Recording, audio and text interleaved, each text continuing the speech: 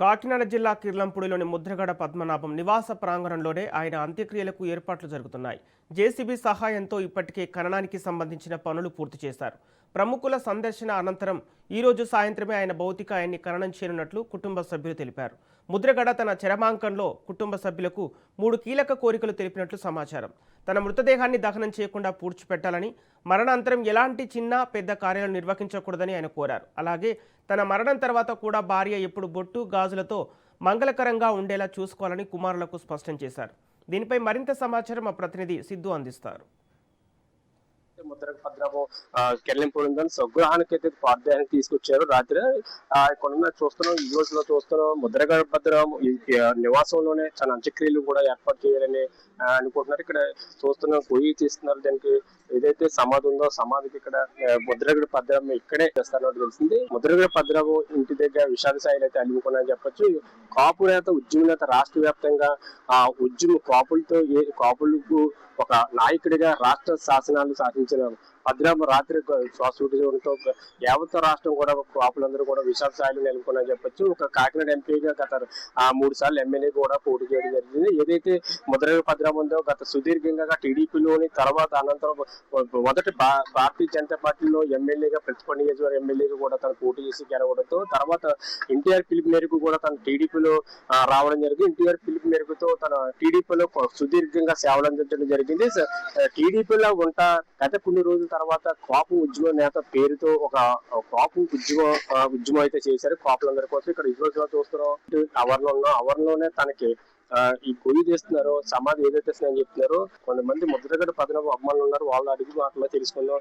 చెప్పండి సార్, మీకు ముద్రగడ పద్మనాభంతో అనుభవం ఏంటి? ముద్రగడ పద్మనాభం కాపు ఉద్యమం చేసింది. కాపు బిడ్డ ముద్రగడ్డ ప్రతి మనిషిలోని ఈస్ట్ గోదావరి అవ్వచ్చు, తెలంగాణ అవ్వచ్చు, శ్రీకాకుళం అవ్వచ్చు, మొత్తం ఈ థియేటర్ నడిపిన దగ్గర నుంచి నాకు అనుభవం ఉందండి. థియేటర్ నడిపిన దగ్గర నుంచి ఆయన ఎప్పుడు కూడా ఇలాగ చెయ్యి పైన ఉండే వ్యక్తి కానీ చెయ్యి శాసి వ్యక్తి కదండి. ఎవరిని రూపాయి అడగలేదండి. ఎంతో మందికి ఉద్యోగాలు ఇప్పించారండి. ఎంతో మందికి ఆయన చాలా చేసిన పరిస్థితి ఉంది సార్. 180 కిలోమీటర్ల దూరం నుంచి వచ్చామండి మేము, రాత్రి అనగా వచ్చామండి. అంతేగాని ఆయన ఎటువంటి స్వభావం లేని వ్యక్తి. కాపు బిడ్డ ముద్రగడ్డ అనే భావన మాకుంది. మాకు లైవ్ అవ్వచ్చు, ఏదవ్వచ్చు, కాపు బిడ్డ ముద్రగడ్డ అంతే. ఇంక మా లైవ్ మా మనసులో ఉండిపోయింది సార్. చూస్తున్నాం, విజువల్స్ లో చూస్తున్న సాయంత్రం ఏదైతే ముద్రగడ పద్మనాభానికి అయితే అంత్యక్రియలు ఇక్కడ ఏర్పాటు చేస్తానని చెప్పి తన ఆవరణలోనే అంత్యక్రియలు నిర్వహిస్తానని చెప్పి కొంతమంది ఇక్కడ ఉన్న ముద్రగడ పద్మనాభం అభిమానులు అడిగి తెలుసుకుందాం. మాజీ మంత్రి ముద్రగడ పద్మనాభం గారు మహానుభావులు. ఆయన 6 నెలల క్రితమే నన్ను కాల్చొద్దు, నా ఇంటి ముందు మాకు 6 నెలల క్రితమే మెజర్మెంట్ ఇచ్చారండి. ఆ ఇంటి గోడలకు 10 అడుగులు తప్పించి గొయ్యి తీసి పూడ్చమన్నారు. తర్వాత చిన్న కర్మ కానీ అలాంటి ఏవి ఒక్కళ్ళు కూడా భోజనం కూడా పెట్టకుండా నా ఆఖరి కోరికని ఆ మహానుభావుడు కోరుకున్నారు. కాబట్టి ఆయన కోరిక మేరకు విరోధమైన ఆయన ఆత్మ శాంతించాలంటే మేము ఆయన చెప్పిన కోరికని నెరవేర్చాలి. కాబట్టి గొయ్యి తీసి మేము తయారు చేస్తున్నాం. ఆయన మహా గొప్ప వ్యక్తి.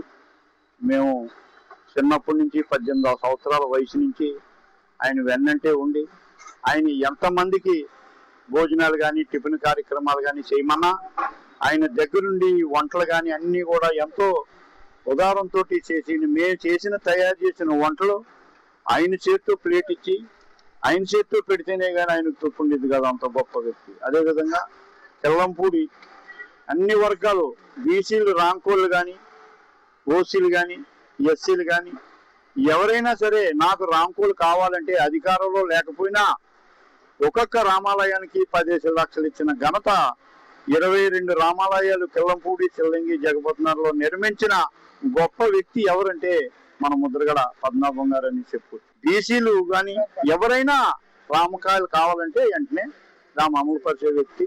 ఆయన ఆత్మ శాంతించాలని మరి కోరుకుంటున్నాను. ముద్రగడ పద్మనాభం ఒక మృతితో యావత్ రాష్ట్రం కూడా ప్రజలంటే కాపు నాయకులందరూ కూడా చాలా కులాల అతీతంగా కూడా తన అభిమానులు కూడా చాటుకుంటున్నారు. పార్థానికి సందర్శించి చెప్తున్నారు. గత కొన్ని రోజులుగా తన ఏదైతే అస్వస్థకు గురవుతున్నప్పుడు నేపథ్యంలో రాత్రి తన అత్యుత్సవ చూడడంతో శోక సౌందర్యంతో తన అభిమానులు అయితే ఉన్నారని చెప్పొచ్చు. ఇది మొత్తం మీద కెల్లెంపూడి నుంచి తాజా పరిస్థితి. కెమెరామెన్ చెన్నాతో సిద్ధు, రాజు, కాకినాడ జిల్లా.